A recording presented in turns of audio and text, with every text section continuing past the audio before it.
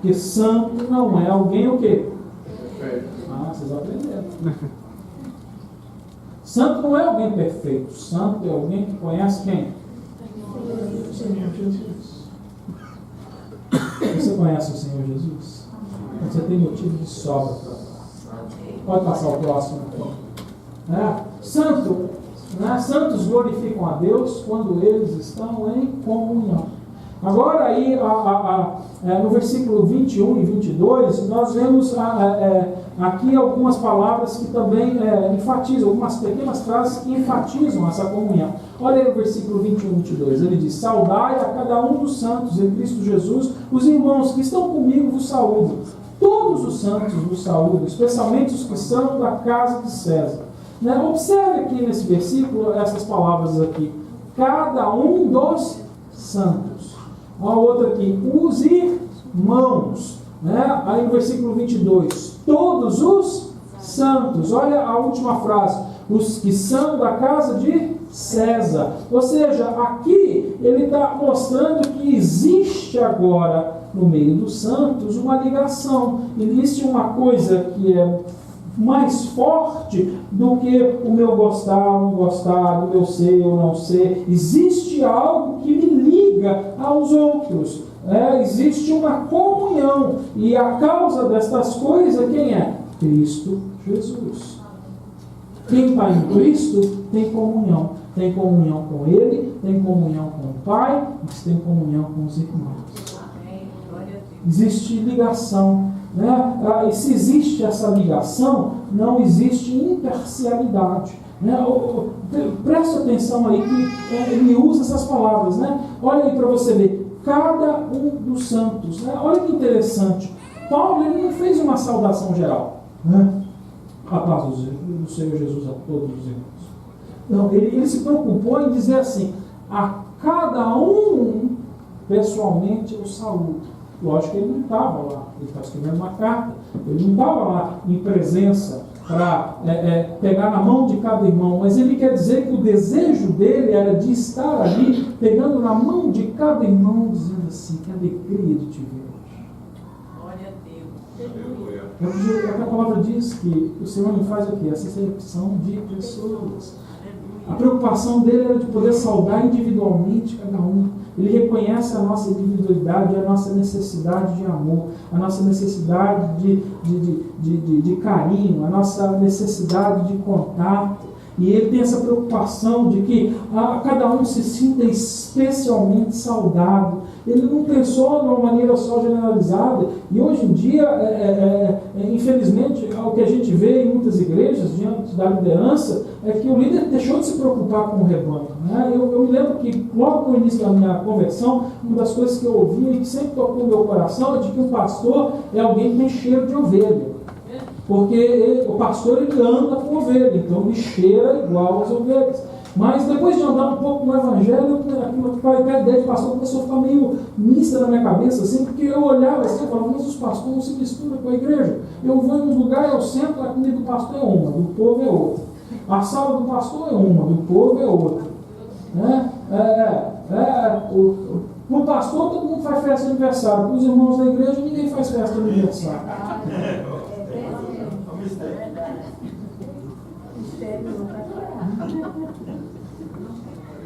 No Natal todo mundo dá presente para o pastor, mas ninguém dá presente para os irmãos dentro da igreja.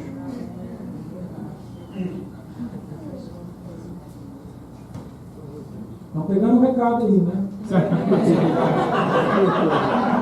Vai para dar presente para o pastor, para compartilhar o amor entre os irmãos. Amém.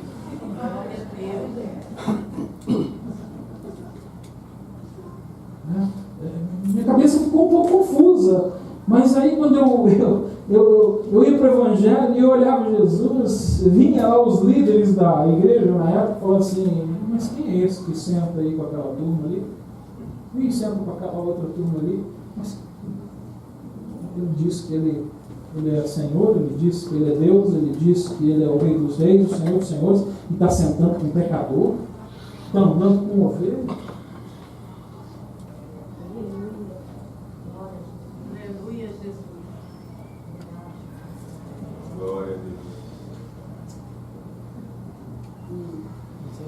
Deus é glorificado quando os santos estão em comunhão.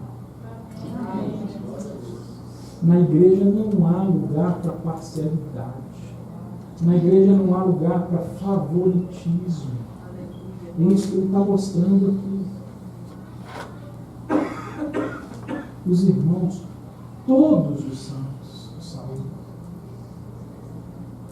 A preocupação era de que Deus fosse glorificado pela comunhão, e não pela exaltação de um grupo ou de um homem. Não tem lugar na igreja para favoritismo.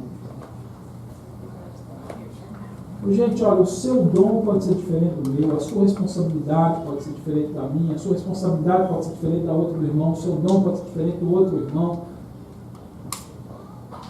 Mas não é isso que faz a gente ser especial. O que faz ser a gente especial é a gente estar unido num único Espírito. Está debaixo de uma única cabeça. Só tem um que é digno de honra, louvor e glória. O nome dele é Senhor. Aleluia.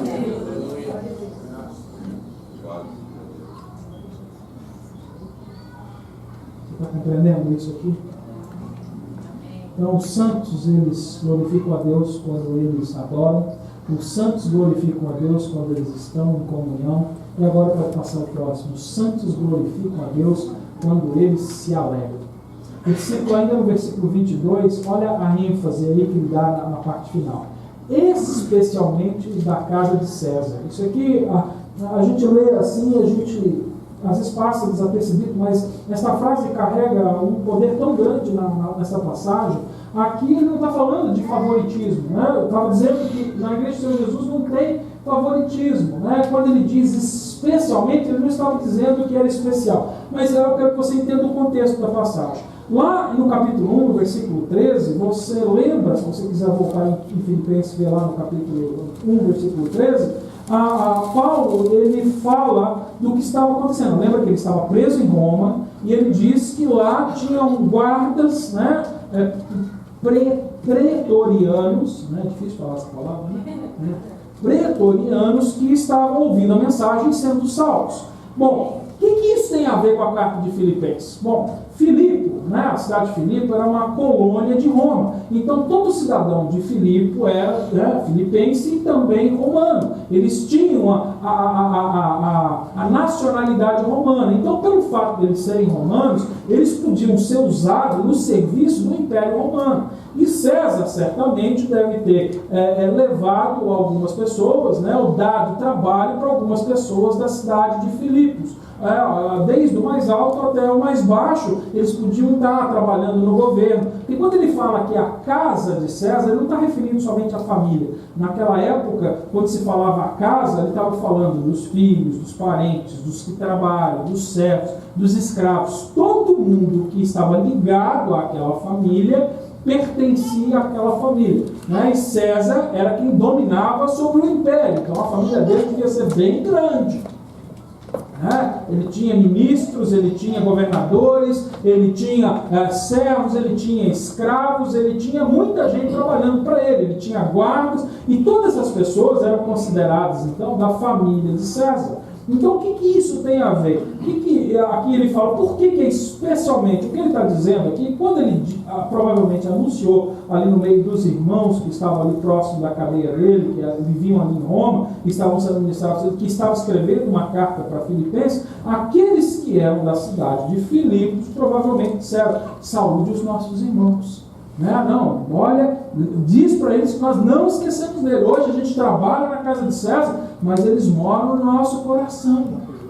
Então por isso que existe uma ênfase aqui, especialmente aos da casa de César, porque ali havia gente que estava se convertendo, conhecendo o Senhor Jesus, e eles sabiam que o que ligava eles não é o fato de eles serem filipenses, o que ligava eles era o fato de eles estarem agora em Cristo Jesus.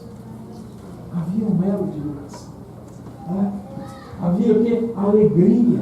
E a alegria está em ver uma pessoa ser resgatada das trevas.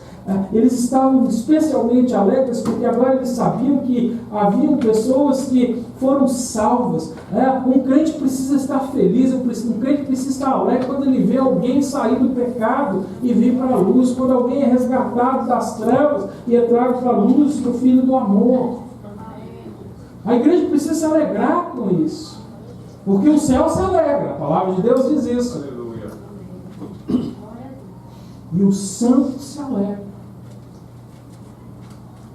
Hoje em dia, a gente vê que ficou difícil realmente a gente entender o que santo significa, porque a gente às vezes vai em uma igreja, chega lá assim, né, o irmão aceita Jesus, a pessoa diz, glória a Deus. Aí como o irmão acaba de apresentar o irmão que aceitou Jesus, ele diz assim, vejo um anjo.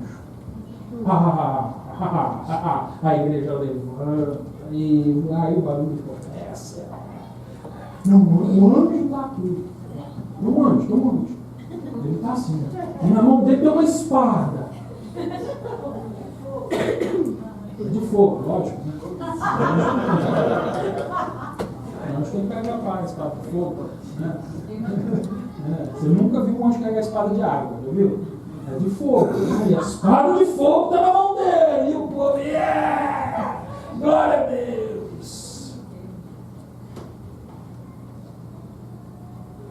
Mas olha, esse irmão aqui hoje aceitou Jesus. Maravilha. 3 ou 4 tem aqui na frente, dá um abraço nele.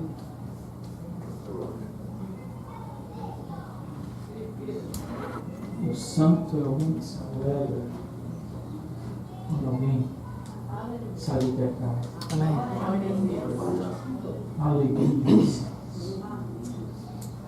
Para finalizar, o santo glorifica a Deus quando ele experimenta Cristo. Quando eu falo aqui de experimentar Cristo, eu não estou falando de algo místico, de algo de outro mundo. Eu estou falando do relacionamento pessoal com Cristo. Uma experiência pessoal com Cristo. É o relacionamento diário com Jesus. É aquele relacionamento que agora a gente estabelece, onde a gente percebe a direção dele, o amor, o carinho, a misericórdia, a graça, onde a gente pode perceber que tem alguém que está do nosso lado, onde a gente não tem mais a possibilidade de se sentir solitário, onde a gente sabe que agora tem alguém que olha por nós, que nos guarda, que nos protege. Estou falando desse tipo de relacionamento. Um santo, ele glorifica a Deus quando ele experimenta esse tipo de relacionamento com Deus. Um relacionamento que é fruto do nosso buscar na palavra de Deus diário, onde a palavra dele vai entrando no meu coração e essa palavra começa a trazer transformação na minha vida, porque eu vou começando a conhecer mais o Senhor. Aliás, a Bíblia diz isso, que a glória está onde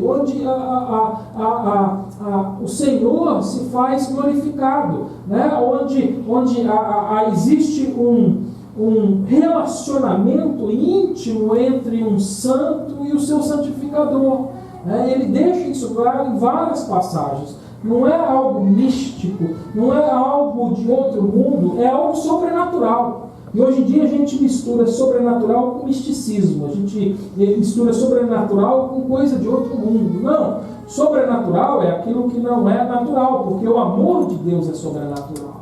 A graça de Deus ela é sobrenatural. Ela não é deste mundo, ela surpassa o amor e a graça que a gente conhece neste mundo. Por isso ela é sobrenatural. Então essa experiência ela é sobrenatural, mas ela não é mística. Eu sei que a gente se atrai pelas coisas místicas.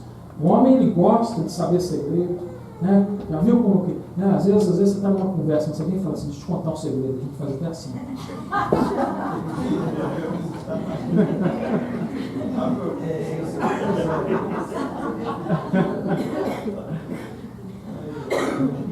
A gente gosta, né, de conhecer coisas desconhecidas. Aliás, isso é muito bom, porque é algo que eu acredito que o próprio Deus deu ao ser humano para que o homem pudesse buscá-lo novamente, para que o homem tivesse o desejo de ter relacionamento com Ele. Então Ele não veio e descarregou tudo o que Ele é, tudo que Ele sabia sobre a nossa vida, porque Ele queria que agora, como criação, a gente buscasse o Criador, que a gente pudesse falar assim: se Ele é o Criador, Ele é a fonte de todas as coisas. Tem mais que eu quero conhecer, tem mais que eu quero sentir, tem mais que eu quero viver, eu vou buscar. Mas aí o pecado entrou no mundo e a soberba tomou conta do homem, e a gente busca em todos os lugares, menos nele. Então por isso que hoje o misticismo nos atrai, né? Por isso que, né, às vezes a gente vai orar com o irmão, a gente começa, não, o irmão está enfermo, a Bíblia diz, né? Tem um irmão enfermo, vai lá aos presbíteros, né, unge a cabeça dele com óleo e ora e tal. Né? O fato de nós ungirmos a cabeça com óleo, aquilo ali não é um mandamento, ali é uma maneira que se usava. Mas hoje, se você vai na casa de alguém, às vezes, se você não levar o óleo e ungir, você ora assim, aí depois a pessoa fala assim: pastor, mas eu acho que não vai dar certo não, porque o senhor não pôs o óleo na minha cabeça. Né?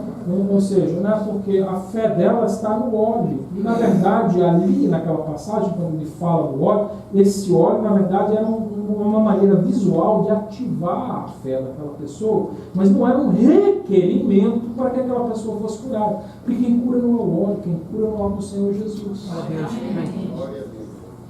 Mas o Senhor, entendendo quem nós somos, por isso que Ele diz, e aí a gente põe o óleo lá. Mas se o pastor, por exemplo, não tiver o óleo naquele dia, ele põe a cabeça no irmão, tem gente que vai falar assim: não curou porque não tinha óleo.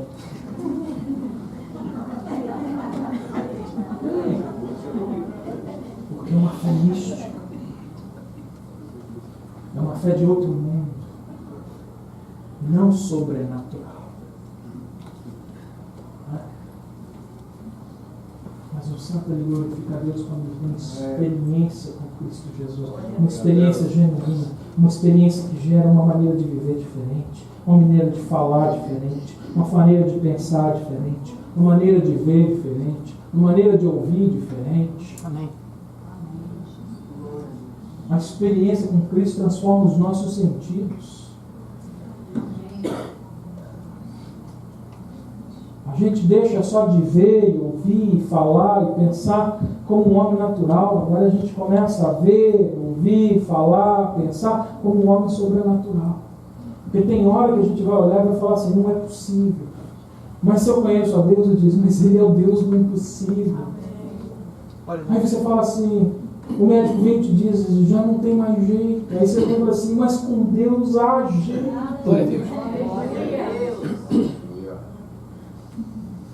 Aí você vai lá e às vezes com a tua palavra destrói alguém, mas o Espírito Santo vem e te traz a cabeça, e com a sua boca o Espírito fala e pode dar a você o arrependimento, e com a tua boca você pode trazer edificação novamente, através do perdão, do reconhecimento do seu pecado, do seu erro. Vamos voltar aí, fugiu aí. Santo, glorifica a Deus. Queria ler aqui, para encerrar, uma pequena passagem que foi escrita pelo missionário Hudson Taylor. Não sei se você conhece sobre a vida desse homem. Se você não conhece, eu quero te incentivar, né, a comprar um livro e ler a respeito da vida dele. Foram escritas algumas biografias sobre a vida dele, porque realmente a vida dele trouxe grande louvor ao nome do Senhor Jesus e foi um grande exemplo para a vida de muitos missionários. O Hudson Taylor foi missionário na China, e por muitos anos ele esteve lá na China, mas ele encontrou grandes dificuldades no ministrar o Evangelho lá na China. Ele foi numa época onde o missionário não ia para a China, né, onde o Evangelho, se algum dia havia chegado lá, já tinha sido perdido, onde não havia cristão, né, onde as pessoas eram idólatras e serviam outros deuses, e ele encontrou uma dificuldade muito grande, barreiras culturais, barreiras linguísticas, e a primeira conversão só aconteceu 7 anos depois que ele estava no campo. E durante 7 anos ele perseverou em estar ministrando, aprendendo a língua, escrevendo, ministrando. Nesse período, isso foi no século retrasado, onde havia muitas doenças, enfermidades que nem eles conheciam, então a família dele sofreu muito, a mulher dele morreu enfermo durante esse período de 7 anos, ele não desistiu, os filhos sofreram, e ele passou muita dificuldade, mas ele não desistiu, ele ficou até o fim, e depois do primeiro veio o segundo, e ele continuou a missão, mas até que ele tivesse resultado, levou 7 anos. Eu tenho certeza que hoje em dia a maioria das igrejas já teria trago ele de volta, porque a gente mede hoje a sucesso pelo número de pessoas, não é verdade? Então, assim, tem 7 anos que o cara está lá, até hoje ninguém converteu, ele não é um bom missionário, coisa que hoje a maioria dos missionários que se preparam de verdade tem ele como exemplo, porque dificilmente houve um missionário como ele. E ele escreve o seguinte, depois que ele volta do campo, ele diz assim: não me importa onde e como ele me coloca. Isto é para ele está falando de Deus, o Senhor, determinar e não eu. Se na posição mais fácil, ele deve me dar graça. Se na posição mais difícil, sua graça é suficiente. Então, se Deus me colocar em grande perplexidade, não deve ele me dar muita direção? Se em posição de grande dificuldade, não deve ele me dar muita graça? Se em circunstância de grande pressão e tribulação, não deve ele me dar muita força? Meu trabalho nunca, olha o que ele diz depois de ter voltado do campo, meu trabalho nunca foi muito grande, nem de muita responsabilidade, nem tão difícil, mas o peso e as dificuldades desses trabalhos, todas se foram. Seus recursos são meus, porque ele é meu. Paulo encerra essa carta, no versículo 23, dizendo: a graça do Senhor Jesus Cristo seja com o vosso espírito.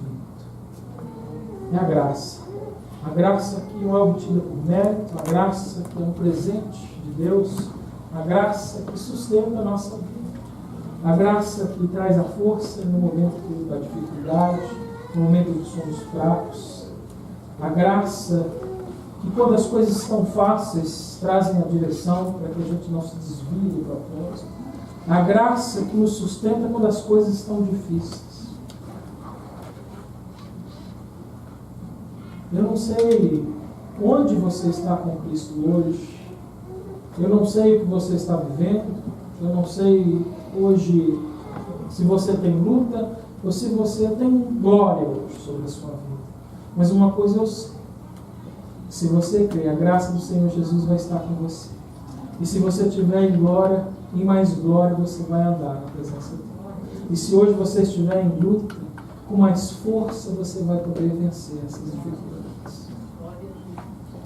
Se você reconhecer Jesus como Senhor e Salvador da sua vida. Glorifica a Deus. Glória a Deus. Glória a Deus. Glória a Deus. O Senhor seja glorificado. Glorificado, Senhor, nas nossas vidas.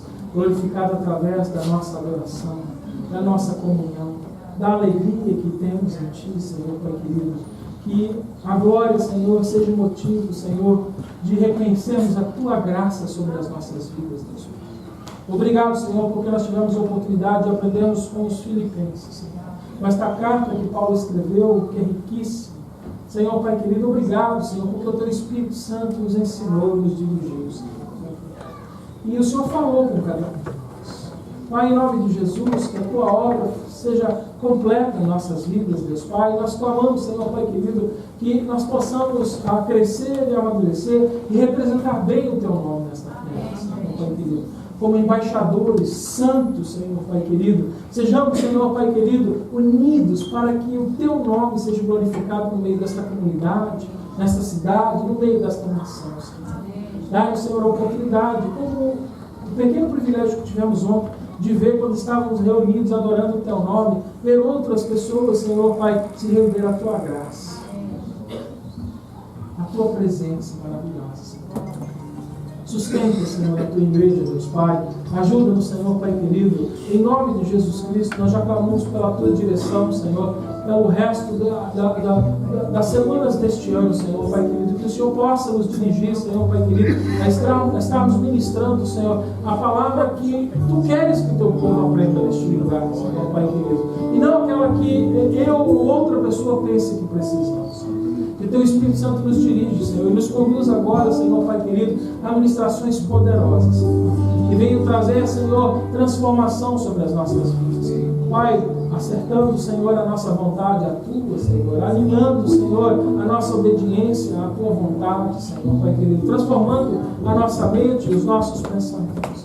Faça crescer no meio de nós a humildade, Pai, faça crescer no meio de nós a unidade, Senhor, que a alegria seja abundante neste lugar, Deus Pai. Em nome de Jesus, seja a honra, o louvor e a glória somente dada a Teu nome. Em nome do Senhor Jesus. Eu quero fazer uma pergunta. Se hoje alguém ouvindo essa mensagem tem convicção no coração, reconhece que é um pecador e quer entregar sua vida nas mãos do Senhor Jesus, levanta a tua mão que eu quero orar com você. Se hoje você reconhece que é um pecador e se arrepende dos seus pecados e quer que Jesus seja o Senhor da sua vida, levanta as tuas mãos que eu quero orar por você. Pai, em nome de Jesus, neste momento nós oramos, Senhor, Pai, pelos corações que neste momento clamam pela Tua presença, pela Tua comunhão, Deus Pai. Em nome de Jesus, nós clamamos, Senhor, Pai querido, pela salvação desse lugar. Senhor, Pai querido, Tu és o Deus que iniciou a obra e que vai completar. Tu és o Deus que cumpre as Suas promessas. Um Deus que é fiel, Senhor. E nós podemos confiar na Tua palavra, Senhor. Eu estou certo, Senhor, Pai querido, que esta igreja, Senhor, Pai querido, alegra o Teu coração, Senhor. Ajuda-nos a crescermos, Senhor, porque por Ti fomos feitos santos. Santo como Tu és santo, Senhor. Ajuda-nos a andar em santidade, Senhor. Dá-nos a coragem, Senhor, Pai querido, de sermos diferentes, em nome de Jesus. Amém. Glória a Deus. Vamos levantar e adorar o nome do Senhor Jesus neste momento.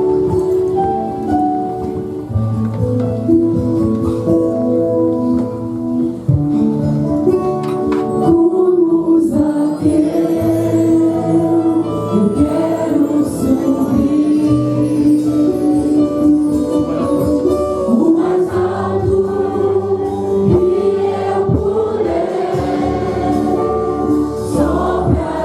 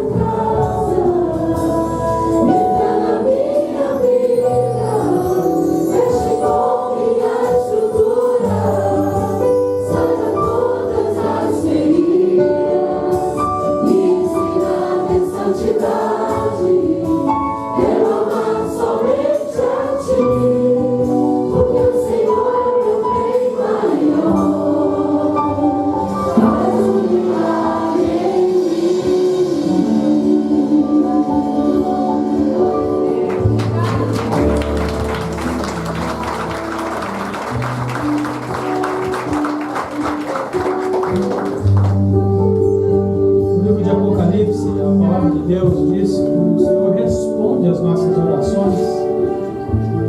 Ele diz que a resposta vem assim: do trono saem relâmpagos, vozes e trovões, e diante do trono ardem 7 tochas de fogo, que são os 7 Espíritos de Deus.